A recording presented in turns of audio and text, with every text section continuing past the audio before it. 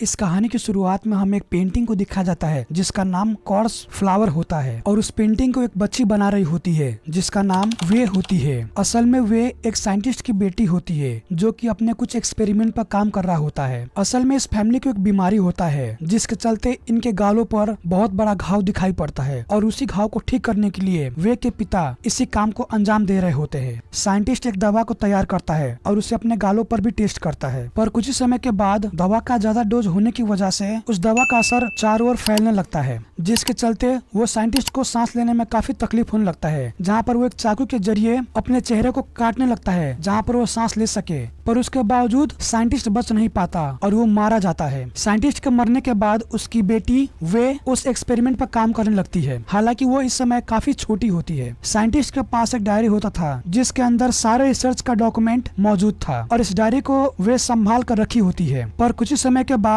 उसे यूनिवर्सिटी से एक स्कॉलरशिप का लेटर आता है जिसके जरिए वो अपने आगे का पढ़ाई कर सके, जहाँ पर वो अपनी आंटी लिंग के साथ बातें कर उसके घर पर रहने के लिए चली जाती है। उस घर में पहले से आंटी लिंग के अलावा उसकी बेटी एंजेला रहा करती है। जो आंटी लिंग है वो हमेशा उस घर से बाहर रहा करती है क्योंकि उसे बहुत सारा काम होता है और इस घर में इस वक्त एंजेला और वे के साथ साथ एंजेला का डॉग उस घर में रहा करता है। उस घर के अंदर वे को एक सेपरेट कमरा मिला होता है जिसमें वो अकेले रहा करती है। वे को हम कॉलेज की तरफ जाते हुए देखते हैं, तभी उसे एक भिखारी दिखाई पड़ता है और उस भिखारी का जो चेहरा होता है पूरी तरह बर्बाद हो चुका होता है। ऐसा क्यों हुआ होता है ये कहानी के अंदर नहीं बताया गया है। फिर हम वे को कॉलेज के अंदर क्लास अटेंड करते हुए देखते हैं, तभी हमें प्रोफेसर पॉल को दिखाया जाता है जो कि उन्हें बायोकेमिस्ट्री पढ़ाता है। तभी सारे स्टूडेंट को मालूम पड़ता है इस क्लास के अंदर एक लड़की है जिसे स्कॉलरशिप मिला है। क्लास अटेंड करने के बाद हम वे को साइंस लैब में देखते हैं जो कि एक्सपेरिमेंट का सामान देख रही होती है। तभी वो अपनी बैग से एक डायरी को निकालती है जो कि उसके पिता का होता है, जिस पर उसके पिता ने काफी सारे एक्सपेरिमेंट का कहे तो फॉर्मूला लिखा होता है और वो इस फॉर्मूले को देख रही होती है जो कि चाइनीज लैंग्वेज में लिखा होता है। तभी उसका प्रोफेसर उस जगह पर आता है और वे सब पूछताछ करता है कि तुम यहाँ पर क्या कर रहे हो, जहाँ पर वे कहती है ये मेरा पिता का डायरी है जो कि एक साइंटिस्ट थे और इस समय वो गुजर चुके हैं जो कि एक एक्सपेरिमेंट पर काम कर रहे थे। तभी उस डायरी को प्रोफेसर लेकर दिखता है और उसे उस एक्सपेरिमेंट में काफी इंटरेस्ट आता है, जिसके बाद प्रोफेसर कहता है तुम इस लैब में आ सकते हो, पर मैं इस डायरी के जरिए इस एक्सपेरिमेंट को करना चाहता हूँ, जहाँ पर वे मान जाती है।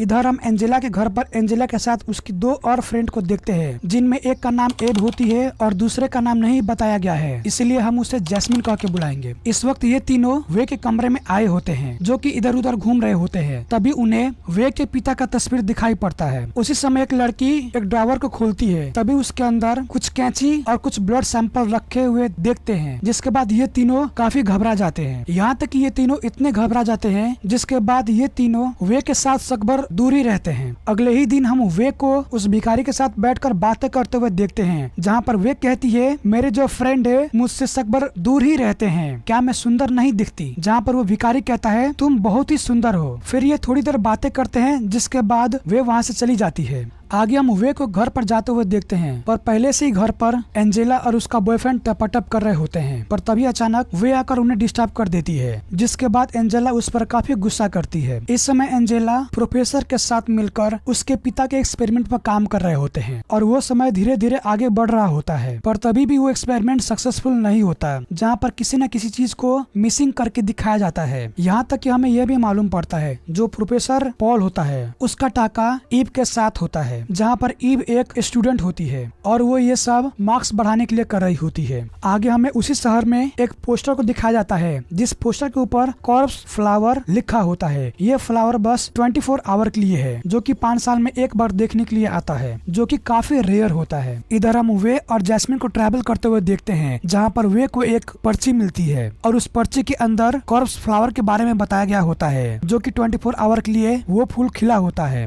तभी वे को याद आता है ये वही फूल है जो कि मेरे पिता एक्सपेरिमेंट के लिए इस्तेमाल करते थे। आगे हम वे को कॉर्प्स फ्लावर के पास जाते हुए देखते हैं, जहाँ पर वो उस फूल का कुछ पार्ट लेकर वहाँ से चली आती है, जिसके बाद वो जाकर साइंस लैब में एक्सपेरिमेंट कर रही होती है और उस कमरे के बगल में प्रोफेसर और ईव होते हैं जो कि दोनों एंजॉयमेंट कर रहे होते हैं। तभी प्रोफेसर को साइंस लैब से कुछ आवाजें सुनाई देता है, जहाँ पर वो खिड़की के जरिए देखने लगता है। फिर उसे मालूम पड़ता है यहाँ पर वे आई है और वो कुछ एक्सपेरिमेंट कर रही है और वो एक्सपेरिमेंट में ईव सक्सेस हो जाती है, यानी कि जो उसके पिता ने अधूरे काम करके गए थे वो इस वक्त सक्सेसफुल हो चुका होता है। और इसके बारे में वे अपने प्रोफेसर को बताती है, जहाँ पर ईव उसे गलत समझकर एक फोटो खींच लेती है और उस फोटो को अपने दोस्त एंजेला के पास मैसेज कर देती है। जैसे ही शाम के वक्त वे अपने घर पर पहुँचती है, उस वक्त एंजेला घर पर ही रहती है और इन दोनों के बीच काफी विवाद चलता है, यहाँ तक कि दोनों के बीच काफी मुक्का मुक्की चलता है और फाइनली एंजेला मारी जाती है। तभी अचानक एंजेला की माँ अपने घर पर एंजेला को फोन करती है कि मैं यहाँ पर आ रही हूँ और उस वक्त वे को कुछ समझ नहीं आता, जहाँ पर वो उस सीरम के जरिए एंजेला का चेहरा निकाल कर अपने ऊपर लगा लेती है। पर जैसे ही उसकी माँ घर पर पहुँचती है तब तक वे पूरी तरह एंजेला बन चुकी होती है, जिसके बाद उसकी माँ को पता भी नहीं चलता ये एंजेला नहीं कोई और है। जिसके बाद उसकी माँ उससे बातें कर कर अपने कामों के सिलसिले में एक हफ्ते के लिए बाहर चली जाती है। इधर हम वे को देखते हैं जो कि पूरी तरह एंजेला बन चुकी होती है और वो एंजेला का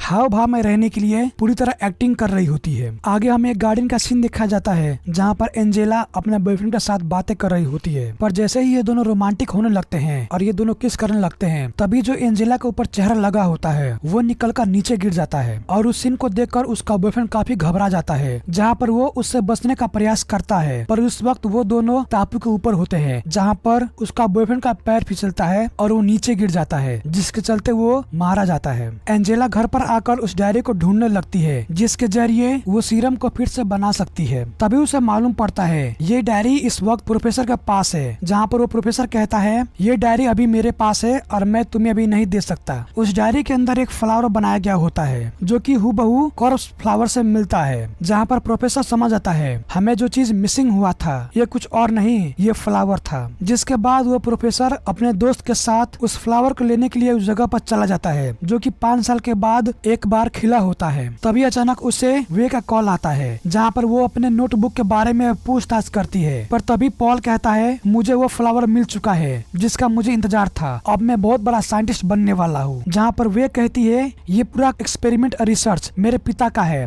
तुम अपने हाथों में कैसे ले सकते हो। जहाँ पर ये प्रोफेसर कहता है ये डायरी मेरे पास है, अब मैं ये सैंपल बनाकर बहुत बड़ा साइंटिस्ट बन जाऊंगा। तभी वे का नजर प्रोफेसर का गर्लफ्रेंड ई पे पड़ती है, जहाँ पर एंजेला समझ जाती है मैं इसके जरिए अपने काम को निकाल सकती हूँ, यानी कि मैं अपने डायरी को पा सकती हूँ। इस वक्त वे के पास थोड़ी बहुत सैंपल बची होती है, जिसके जरिए वो इस वक्त एंजेला का चेहरा ली होती है। उसी रात वे जो भी एंजेला बन चुकी होती है ईव को कुछ दिखाने के लिए अपने घर पर बुलाई होती है, जिसके बाद वो उसको भी मारकर उसकी चेहरा ले लेती है, जिसके जरिए वो प्रोफेसर के पास जाकर डायरी हासिल कर सके। इस वक्त वे ईव का चेहरा पूरी तरह ले चुकी होती है। तभी अचानक 2 पुलिस ऑफिसर 2 बच्ची का मिसिंग रिपोर्ट लेकर वहाँ पर छानबीन करने के लिए आए होते हैं। पर उस वक्त ईव कहती है मुझे इनके बारे में कुछ भी मालूम नहीं है और वो दोनों यहाँ पर भी नहीं आए हैं। जिसके बाद पुलिस ऑफिसर उस घर के अंदर थोड़ी बहुत छानबीन करते हैं, जिसके बाद वो दोनों वहाँ से चले जाते हैं। आगे हम वे को देखते हैं जो कि अभी ईव बन चुकी होती है और वो अपने दोस्त जैस्मिन के साथ बातें कर रही होती है, जहाँ पर जैस्मिन कहती है हमारे दोनों फ्रेंड यहाँ से गायब है, जिसके चलते सारे पुलिस वाले उन्हें ढूंढ रहे हैं। तभी ईव कहती है मुझे इसके बारे में कुछ भी मालूम नहीं है। आगे हमें ईव को दिखाया जाता है जो कि अभी प्रोफेसर के घर पर गई होती है, हालांकि वो अंदर से वे होती है जो कि असल में अपने डायरी की तलाश में इस जगह पर आई होती है और इसके बारे में प्रोफेसर को बिल्कुल भनक नहीं होता। पर इस बार वे को डायरी नहीं मिलती, वे समझ चुकी होती है इस समय पुलिस चारों ओर उन दोनों को ढूंढ रही है। जहाँ पर वे इस वक्त ईव बन चुकी होती है, वो उन बाकी दोनों को जमीन के अंदर दफनाने का काम कर रही होती है। वे अपने फोन के साथ इन बाकी दोनों लड़कियों का फोन अपने पास रखी होती है, जहाँ पर काफी सारे मिस कॉल मैसेजेस आ रहे होते हैं। पर तभी वो ईव की फोन से उस खींचे हुए फोटो को चारों ओर वायरल कर देती है। आगे हमें प्रोफेसर को दिखाया जाता है जो कि उस फ्लावर के जरिए एक्सपेरिमेंट पर काम कर रहा होता है और उस वक्त वो अपने सामने उस एक्सपेरिमेंट का रिजल्ट देखने के बाद वो पूरी तरह शॉक हो जाता है। अगले ही दिन हम ईव को प्रोफेसर के कमरे में देखते हैं। असल में वो इस जगह पर डायरी लेने के लिए आई होती है, पर वो जैसे ही डायरी को खोज रही होती है उसे एक सीरम मिलता है और ये वही सीरम होता है जो कि प्रोफेसर ने हाल ही में बनाकर रखा होता है। तभी ईव उस सीरम को लेकर चुपचाप वहाँ से चली जाती है।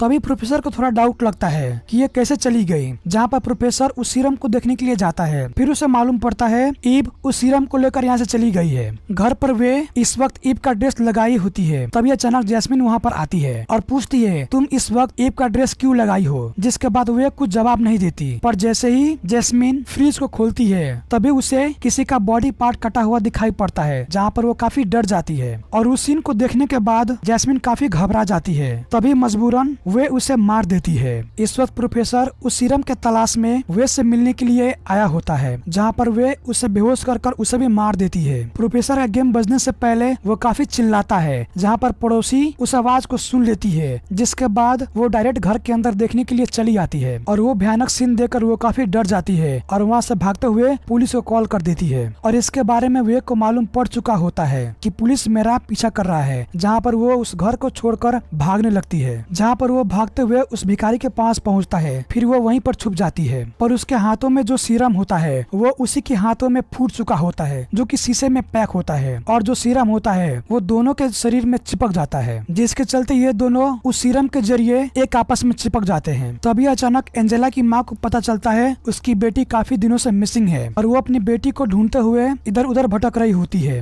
तभी वो उस भिखारी के पास पहुंचती है, जहाँ पर वो दोनों एक आपस में जुड़ चुके होते हैं और उस नजारे को देखकर एंजेला की माँ काफी घबरा जाती है, जिसके बाद वो वहाँ से चली जाती है। और ये कहानी यहीं पर खत्म होता है। कहानी को अंत तक देखने के लिए आप सभी को बहुत बहुत धन्यवाद।